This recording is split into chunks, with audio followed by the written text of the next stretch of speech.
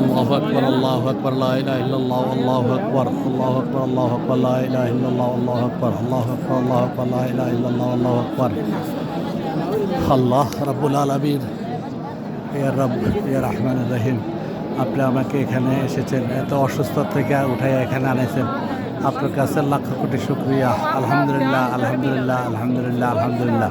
আল্লাহ রাব্বুল আলামিন, রব্বুল আলামিন, ইয়া রব, ইয়া রব, রব, রব আমার এখানে আনছে, আমি রবের কাছে এর শুকরিয়া আদায় করতে পারব না।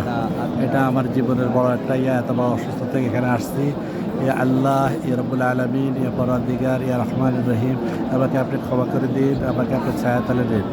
আল্লাহ, আপনি আপনি আমাকে অসুস্থকে সুস্থ করুন। আল্লাহ আমাকে সুস্থতা দান করুন, সুস্থ দান করুন।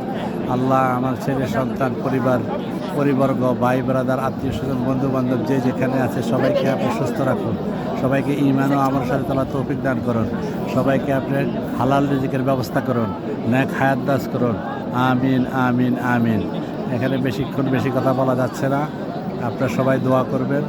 আমরা ইনশাআল্লাহ আজকে দ্বিতীয় উমরা করতেছি।